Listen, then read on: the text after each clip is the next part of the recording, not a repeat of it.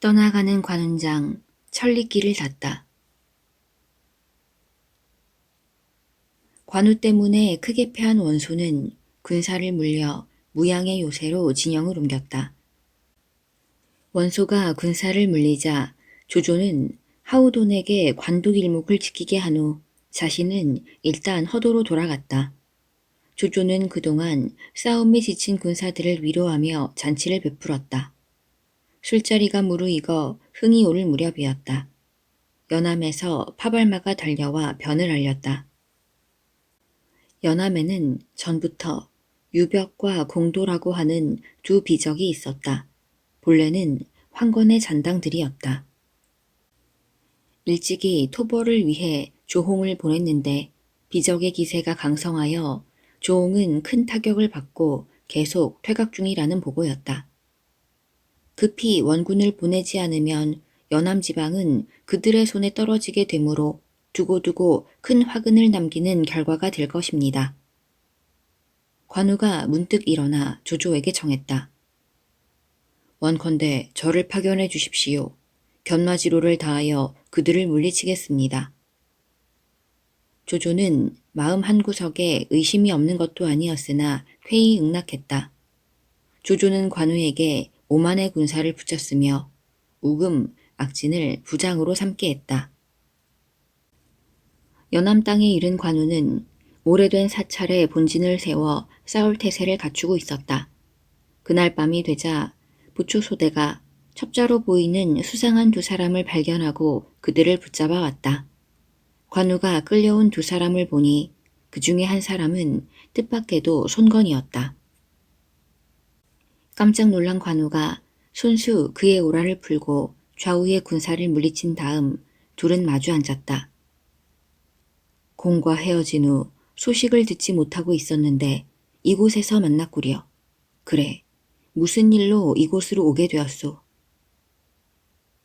서주를 떠난 이후 저도 이 연암으로 쫓겨와 떠돌아 다니던 중 다행히 유벽이 거두어 주어 그에게 의탁하고 있습니다.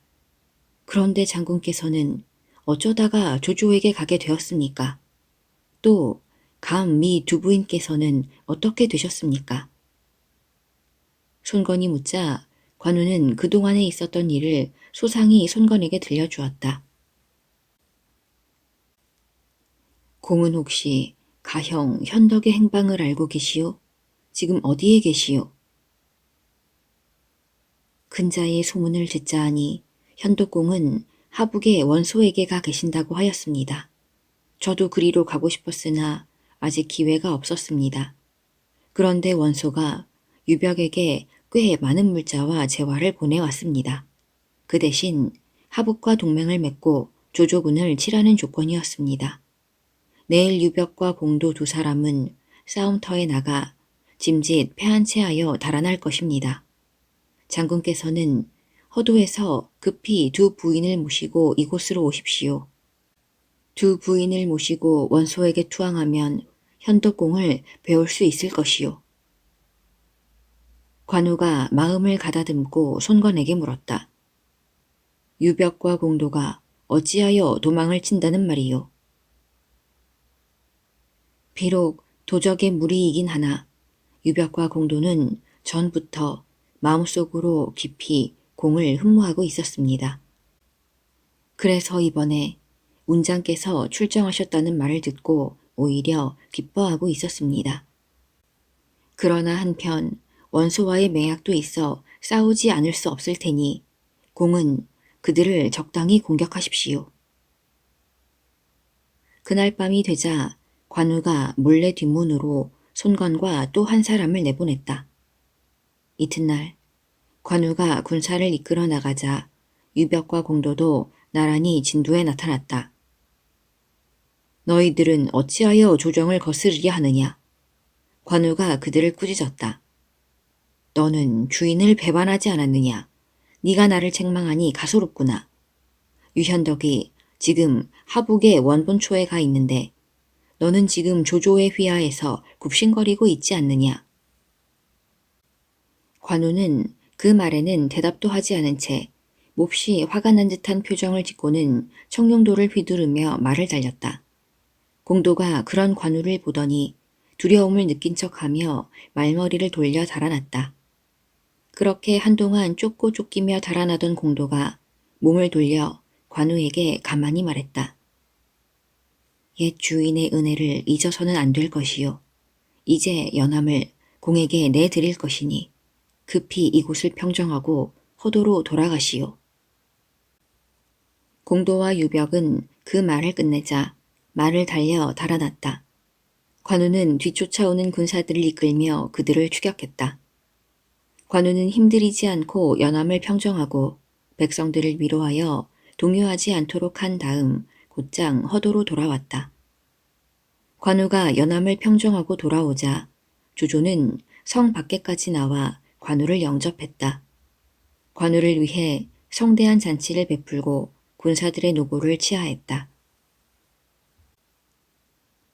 한편 관우의 부장이 되어 연함에 출정했던 우금도 유비가 원소에게 있다는 것을 알고 있었다. 어느 날 조조에게 나아가 이 사실을 조용히 알렸다. 이 말을 듣고 조조는 장효를 불러 물었다. 근자의 운장의 동정은 어떤가? 술도 사양한 채 문간방에서 글만 읽고 있습니다. 며칠 후 장효가 이렇게 대답하자 조조는 관우의 속마음을 떠보도록 일렀다. 장효는 관우를 찾아가 이렇게 말했다. 이제 현덕공이 하북에 있음을 알았으니 형은 그리로 가시겠소 아니면 여기 계시겠소. 지난날의 약속이니 어찌 스스로를 배반하겠소. 마침 공이 찾아오셨으니 아무쪼록 공이 승상께 잘 말씀드려 내 뜻을 전해주시오. 관우는 장효에게 이렇게 말하며 조조에게 자기의 마음을 전하게 했다. 조조는 그날부터 부문기둥에 패를 내걸었다. 함부로 출입하는 것을 엄금한다는 패였다. 한편 장효가 돌아가고 난 후 관우는 상부에서 조조의 연락이 있을까 하여 기다렸으나 며칠이 지나도 아무런 소식이 없었다. 그러던 어느 날 문간방에서 집으로 돌아오는 도중이었다. 어둠 속에서 한 사람이 다가왔다. 우 장군께 이것을 전합니다. 나중에 보시기 바랍니다. 보신 후 답장을 준비해 두십시오. 놀랍게도 그 서찰은 유비가 쓴 것이었다. 관우는 단숨에 읽어내려갔다. 그대와 나는 일찍이 도원에서 의를 맺은 형제 사이였네. 만일 그곳에서 그대로 부귀를 누리고 공명을 얻고자 한다면 그대에게 보답한 바 없는 나로서는 적으나마 이 비의 머리를 선물하여 그대로 하여금 큰 공을 이루도록 하겠네. 하남의 하늘을 바라보며 죽기를 각오하고 그대의 회신을 고대하겠네. 관우는 통곡하며 탄식할 뿐이었다. 그날 밤 관우는 잠을 이루지 못했다. 그리고 그 이튿날도 문간방에 홀로 앉아 있는데 집을 지키는 군사 하나가 와 일렀다. 친구분께서 오셨습니다. 관우가 그를 청해 맞고 보니 일전에 유비의 서찰을 전해준 바로 그 사람이었다. 공은 위시오. 원소에 가신 진진이라는 사람입니다. 형님께서 귀공을 기다리심이 간절합니다. 공의 의향은 어떻습니까? 내 마음이야 조급하기 짝이 없소. 내가 써준 서찰을 귀공께서는 우선 형님께 전해주시오. 나는 조조에게 하직 인사를 하고 두 형수분을 모시고 가겠소. 관우가 그렇게 말하며 자신이 써둔 글을 진진에게 펼쳐 보였다. 듣기에 의로움은 진정을 저버리지 않으며 충성은 죽음을 두려워하지 않는다고 하였습니다. 곧 조조를 만나 조조에게 작별을 고한 뒤 두 형수분을 모시고 돌아가겠습니다. 만약 이 관우가 딴 마음을 품었다면 신령과 사람이 아울러 저를 죽임으로써 벌을 내릴 것입니다. 형님을 우러러 배울 날이 이제 머지 않았으니 바라옵건대 이 관우의 참 마음을 헤아려 주십시오. 진진이 떠나자 관우는 두 형수에게 유비에게서 서찰이 왔음을 알리고 조조가 있는 승상부로 갔다. 그러나 조조는 관우가 하직을 청하러 올 줄을 알고 이미 문 앞에 방문객의 문 두드림을 삼가함이라고 쓴 피객패를 내걸고 있었다. 다음 날도 그 다음 날도 문은 초저녁부터 닫혀 있었다. 관우는 집으로 돌아와 우선 합의성에서부터 자신을 따랐던 사람들 20여 명에게 명했다. 일간 두 부인께서 이곳을 떠날 것이니 비밀히 출발 준비를 하라. 관우는 그날 밤 붓을 들어 조조에게 보내는 글 한 통을 썼다. 관우는 일찍이 황숙을 섬겼으며 생과 사를 함께하기로 맹세했으니 하늘과 땅이 이를 지켜보았습니다. 승상께서 베푸신 은혜가 기나나 잊기 어려운 것이 옛 주인과의 은희입니다. 이에 특별히 글을 올려 하직을 고하오니 엎드려 바라건대 너그러이 헤아려 주시기 바랍니다. 아직 다 갚지 못한 은혜는 후일로 기약하겠습니다. 관우는 사람을 시켜 그를 승상부로 전하게 했다. 조조에게서 그동안 받은 금은 보배를 일일이 봉하여 곳간에 넣은 다음 방의 벽에는 한수 정우의 인 뒤웅이를 끌러 걸어두었다. 한 대의 수레가 집으로 오자 두 부인을 오르게 한 후 종자 20여 명으로 하여금 수레 옆과 뒤를 호위하게 했다. 관우 자신은 적토마에 올라 청룡원월도를 들고 북쪽 성문으로 향했다. 북문에 이르자 성문의 파수병들이 수레를 가로막았다. 수레에 손을 대는 자는 단칼에 목이 날아가리라. 관우가 눈을 부릅뜨고 칼을 비껴들며 호령하자 파수병들은 기가 질려 슬금슬금 뒤로 물러났다. 한편 그날 아침 조조는 무슨 예감이라도 들었든지 여느 때보다 일찍 모사들을 불러놓고 관우에 대해 의논을 하고 있었다. 그때 수하 하나가 와서 관우가 써놓고 간 서신을 바쳤다. 조조가 그 서신을 읽고 놀란 목소리로 탄식했다. 운장이 기어이 떠나고 말았구나. 운장이 금은을 봉에 두고 인마저 두고 떠나다니 재물이나 벼슬로도 그의 뜻을 돌릴 수가 없구나. 실로 공경할 만한 인물이요. 아직 떠난 지가 얼마 되지 않았으니 멀리 가지는 못했을 것이요. 떠나기 전에 내가 그를 피했다는 것이 부끄럽소.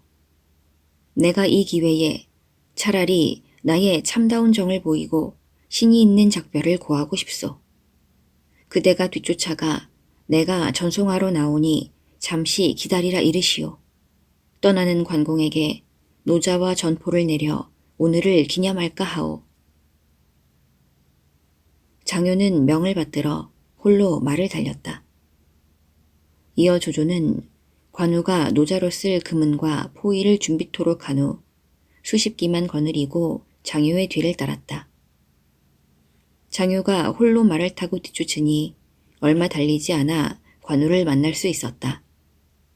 청룡도를 비껴든 관우가 마주오는 장효를 가로막으며 말했다. 역시 문원이었구려. 그대는 나를 데려가려고 쫓아오는 길인가? 장효는 관우의 물음에 손을 내저었다. 아니요. 내가 여기까지 온 것은 승상께서 몸소 형을 전송코자 하시어 알리러 온 것이요. 형은 승상께서 오실 때까지 잠시 머물러 주시오. 그때 조조가 철기 수십을 거느리고 달려오는 것이 보였다. 관우가 보니 조조의 뒤를 따라 허저, 서황, 우금, 이전 등의 장수들도 뒤따르고 있었다. 모두 갑옷을 입지 않고 패검 외에는 무기도 들고 있지 않았다. 운장은 어찌 그리 서둘러 떠나시오. 관우는 말 위에 앉은 채 절을 하며 예를 표한 뒤 조조의 원망 섞인 물음에 답했다. 일찍이 승상께 아뢰었던 대로 옛 주인이 계신 곳을 알게 되었으니 급히 떠나지 않을 수 없었습니다. 부디 허락하여 주시기 바랍니다. 내가 여기까지 온 것은 장군이 먼 길을 가는데 불편이 있을까 염려되어 약간의 노자나 드리고 작별할까 함이오. 조조의 말이 끝나자 한 장수가 관우에게 황금이 가득 담긴 쟁반을 바쳤다. 그러나 관우는 선뜻 받으려 하지 않았다. 머물러 있는 동안에 승상으로부터 과분한 대접을 받았습니다. 아직 은혜를 다 갚지 못한 몸이니 이 황금은 부디 공 있는 군사들에게 나누어 주십시오. 관우는 끝내 조조가 주는 황금을 사양했다. 조조가 웃으며 말했다. 관공 같은 천하의 장부를 내가 복이 없어 붙들어 두지 못함이 한스럽소. 여기 비단전포 한 벌을 가져왔소. 나의 정표로 여기고 사양하지 마시오. 관우는 만일을 경계하며 말에서 내리지도 않고 청룡도 끝으로 비단전포를 걸어 어깨에 걸쳤다. 승상께서 내리신 전포이니 고맙게 받겠습니다. 다음에 배울 날을 기약하며 오늘은 이만 길을 재촉하겠습니다. 관우는 이렇게 인사말을 남기고 적토말을 몰아 북쪽으로 떠나갔다.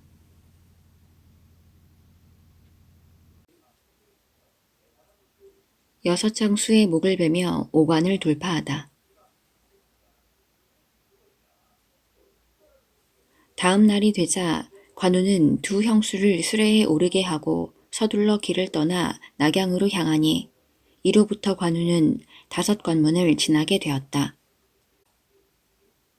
이윽고 일행은 낙양에 이르는 한 관문에 당도했다. 그 관문은 동령관이라 불렸는데 공수라는 자가 군사 500을 거느리고 이곳을 지키고 있었다.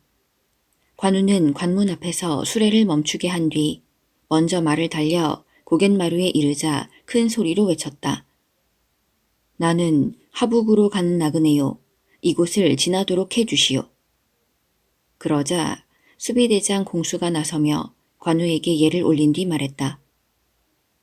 당신은 운장 관우 장군이 아니시오. 어디로 가시오?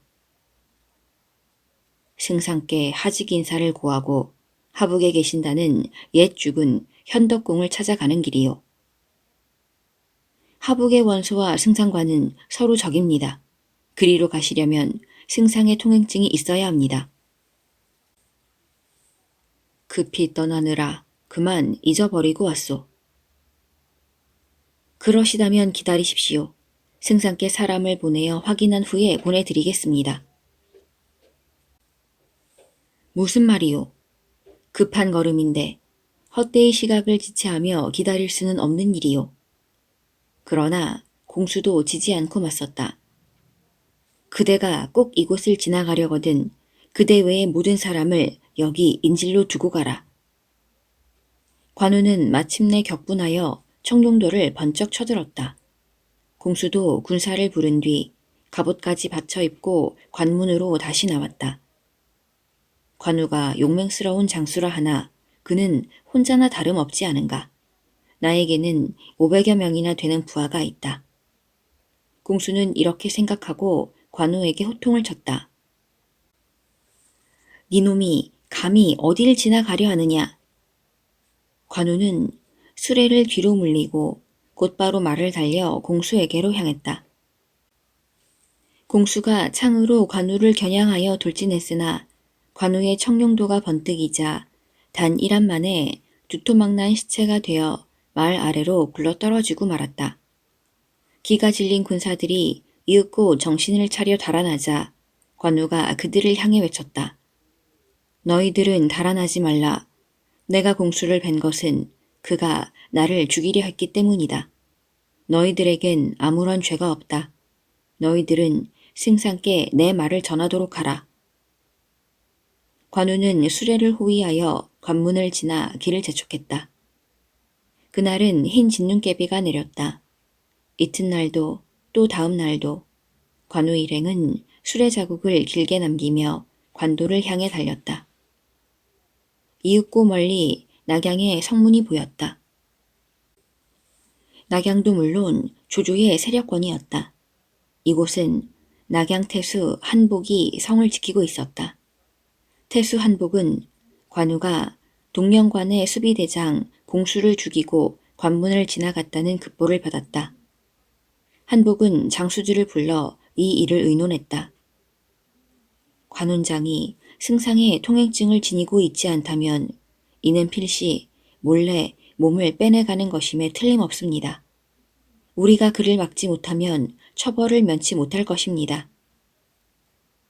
아장맹탄이 목소리를 높여 말하자 한복도 고개를 끄덕이더니 근심스러운 얼굴로 말했다. 관운장은 단번에 알량 문추의 목을 벤 용맹스런 장수이다. 어찌 힘으로 그를 당할 수 있으랴. 마땅히 개교를 써 그를 사로잡아야 할 것이다. 저에게 한 가지 계책이 있습니다.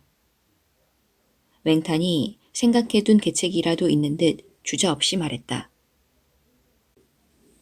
우선 녹각으로 관 입구를 틀어막도록 하십시오. 관운장이 오면 제가 군사를 이끌고 나가 싸우는 채 하다 그를 유인하겠습니다. 태수께서는 녹각 뒤에 숨어 기다리다가 궁수들로 하여금 그를 쏘게 하십시오.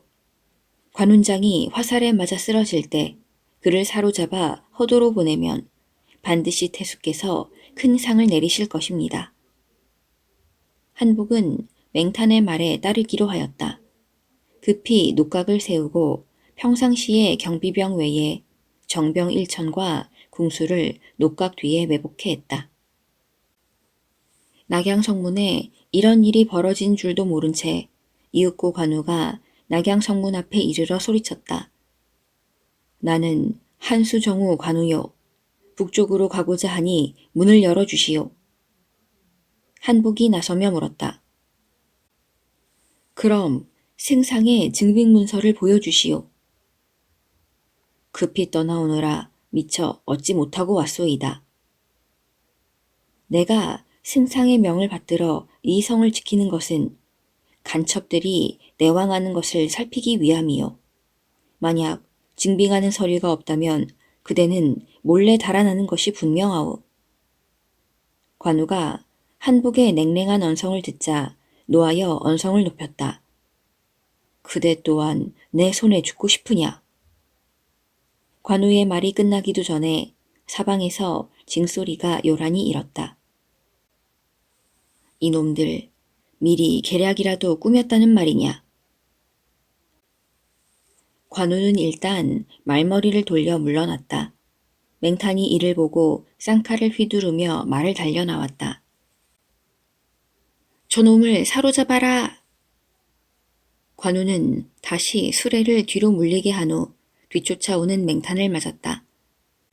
맹탄도 한복의 부장으로 낙양에서는 이름을 떨친 장수였다.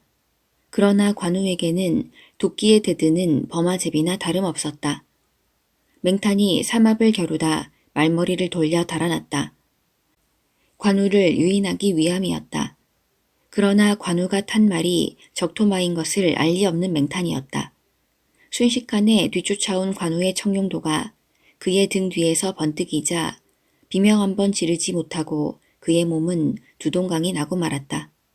관우가 그 기세를 타고 관문을 향해 말을 달렸다. 태수한복은 관문 옆에 말을 세우고 있다가 참새떼를 쫓는 독수리처럼 군사들을 뒤쫓아오는 관우를 향해 화살을 날렸다. 윙 하고 바람을 가르며 날아간 한복의 화살은 관우의 왼쪽 팔에 정확히 꽂혔다. 이놈! 관우는 화살이 날아온 쪽을 보며 고함을 질렀다. 관우와 시선이 마주친 한복은 찔끔하며 놀랐다. 관우는 말을 달리며 왼쪽 팔에 박힌 화살을 입으로 물어뽑았다. 그 사이에 한복은 급히 말머리를 돌려 관문 안으로 달아나려 했으나 적토마가 어느새 그의 등 뒤를 덮쳐들었다. 그와 동시에 관우의 청룡도가 번쩍하며 고함소리와 함께 한복의 목이 말 아래로 굴러떨어졌다. 주위에 있던 군사들은 간단히 서늘하여 적토마의 말발굽에서 벗어나기에 바빴다. 관우가 쉬지 않고 군사들을 베고 찌르니 군사들은 제각기 달아나거나 무기를 버리고 무릎을 꿇었다. 관우는 멀리 있는 수레를 불렀다.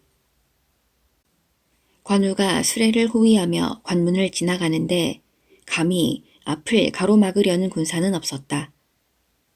관우는 낙양시가를 지나 교회에 이르자 그때서야 헝겊을 찢어 왼팔을 동여맸다. 관우는 도중에 기습을 당할까 염려하여 밤잠도 자지 않고 수레를 호위하며 길을 재촉했다.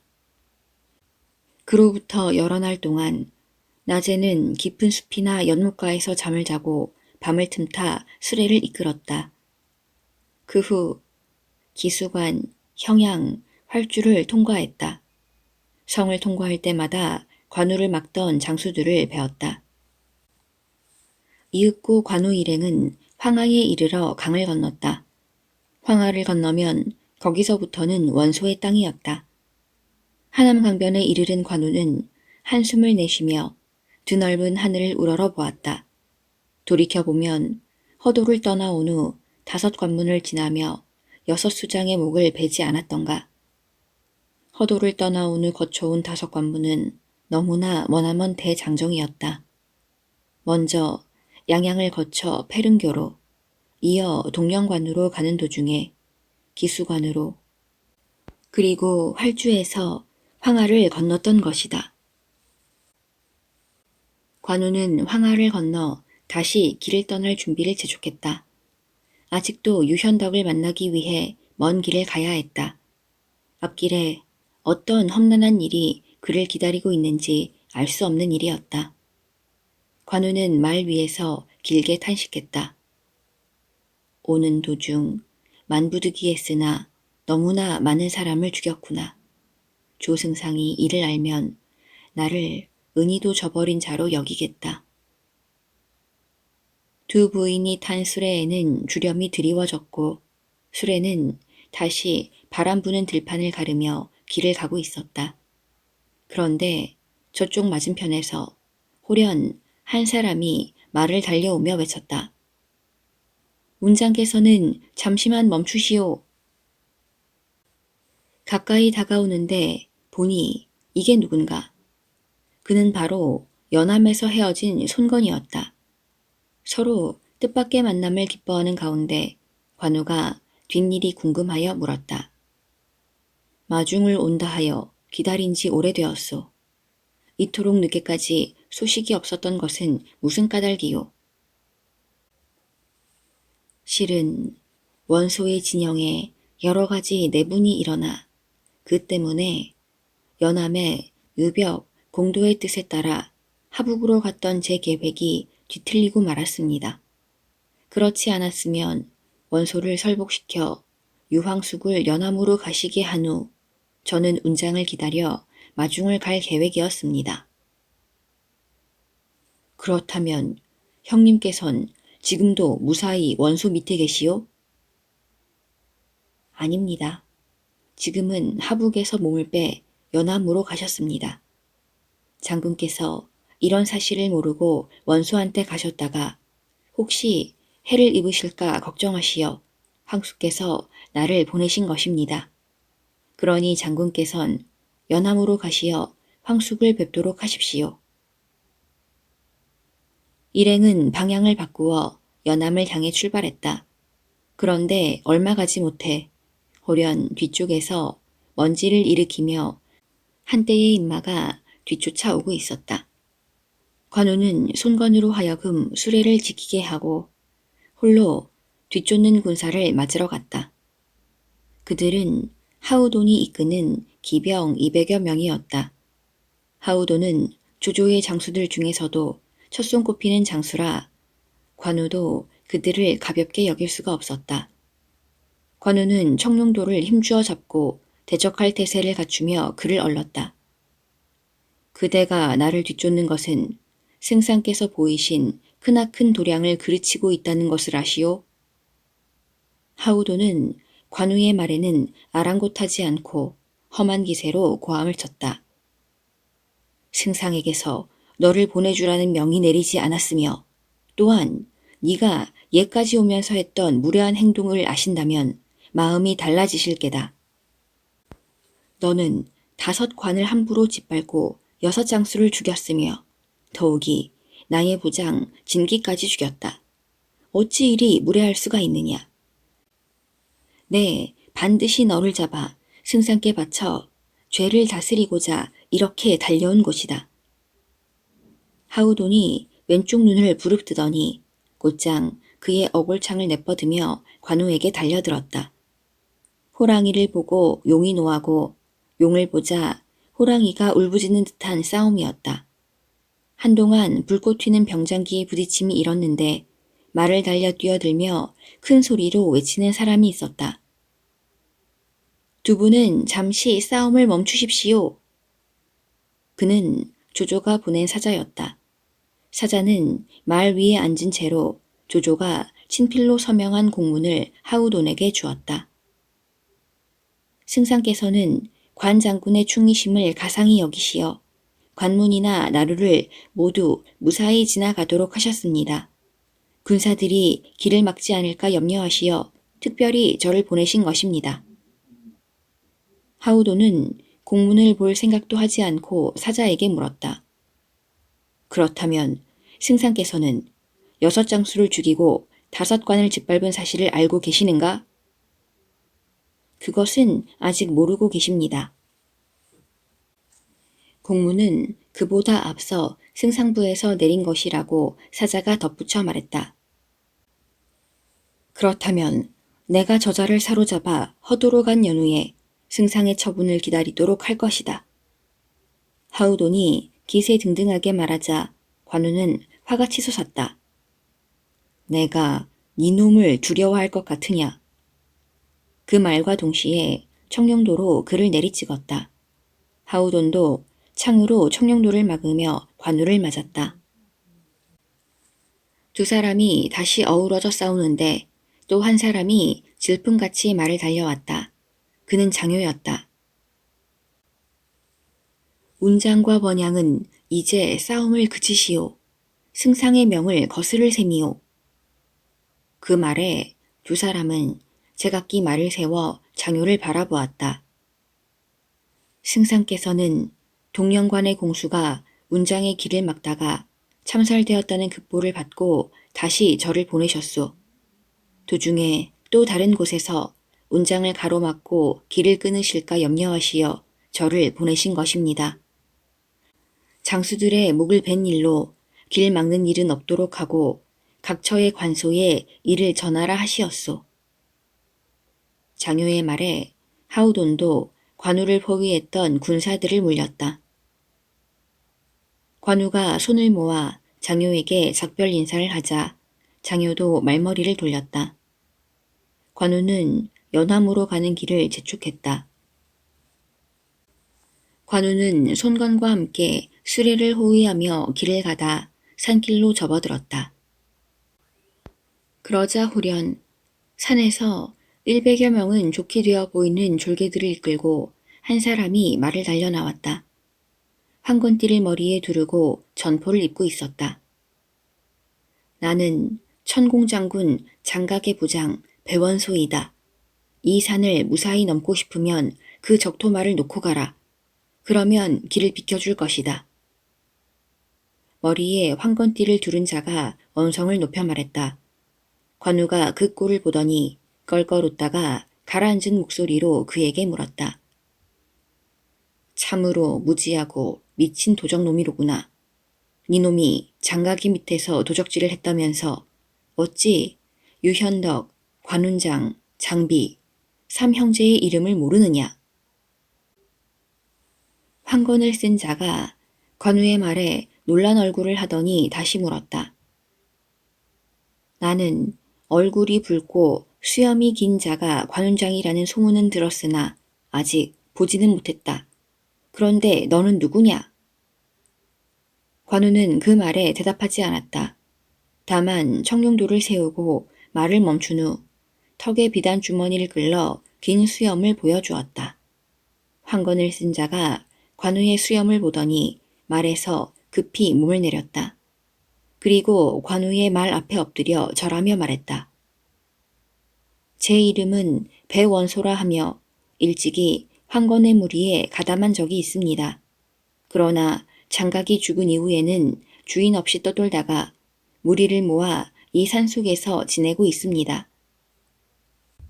그런데 아침 일찍 이놈이 와서 자기 집에 천리말을 가진 나그네가 묵고 있으니 그 말을 빼앗자고 하였습니다.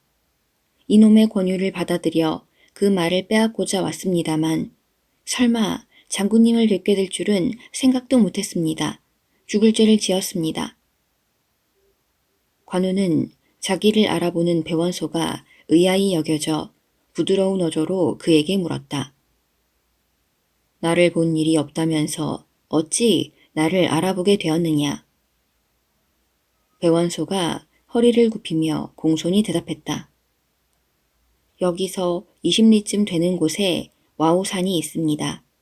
그곳에는 관서태생의 주창이란 자가 살고 있는데 떡 벌어진 어깨를 하고 검붉은 얼굴에는 이무기처럼 휘어오른 수염을 가진 자입니다. 기골이 장대한 그는 힘이 장사라 능히 천근의 무게를 들어 올릴 수가 있습니다. 원래 황건적 장보의 부장이었는데 그가 죽은 후 부하들을 이끌어 산속에서 지내고 있습니다.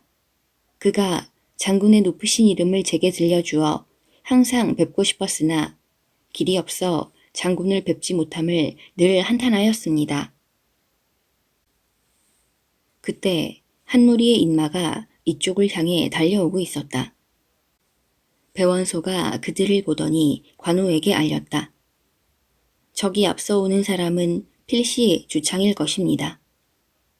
관우가 보니 과연 배원소의 말처럼 얼굴이 검고 키가 큰 자가 창을 들고 달려오고 있었다. 과연 관 장군님이 틀림없구나. 주창이 장군님께 절하며 뵙습니다. 지난날 황건의 장보를 따라다녔을 때 장군의 조난을 배웠습니다. 그러나 도적의 무리에 가담해 있어 감히 장군을 따르지 못한 것이 한이었습니다. 다행히 이 자리를 빌어 우러러 뵙게 되었으니 장군께서는 저를 버리지 마십시오. 보조리라도 시켜주신다면 기꺼이 말고삐라도 이끌며 장군을 따르겠습니다. 장군을 모시다 죽는다면 더 이상 큰 기쁨이 없겠습니다. 주창의 간곡한 청에는 그의 진정이 어려 있었다. 관우도 그 정성에 마음이 움직여 부드럽게 물었다. 만약 그대가 나를 따른다면 이끄는 무리들은 어떻게 할 셈인가? 모두 장군님의 미명을 듣고 있어 저처럼 장군님을 따르고자 할 것입니다. 만약 그렇지 않은 자가 있다면 그 또한 그의 뜻에 따를 뿐입니다. 관우가 두 부인에게 주창의 청을 전하고 의견을 물었다. 생각하는 것이 기특하니 데려가도록 하십시오. 관우가 주창에게 따를 것을 허락했다. 그런 후 그의 졸개에게 모두 배원소를 따라 산으로 돌아가 기다리도록 했다. 그러나 배원소 또한 관우를 뒤따르기를 원하던 터였다. 저 또한 장군님을 따르고 싶습니다. 그러자 이번에는 주창이 그런 배원소를 달래며 타일렀다. 자네가 이들을 맡아주지 않는다면 모두 흩어져 또 무슨 악행을 저지를지 모르네. 내가 관장군을 따라갔다가 있을 곳이 정해지면 곧 달려와 데려가겠네. 그러니 잠시만 머물러 주게. 주창이 그렇게 당부하자 배원소는 할 수 없이 졸개들을 이끌어 산으로 돌아갔다. 주창은 오랜 소원을 이루자 나는 듯이 가벼운 발걸음이 되어 앞장서서 연암으로 향했다. 일행이 며칠 동안 길을 가자 목적지인 연암의 경계가 눈앞에 들어왔다.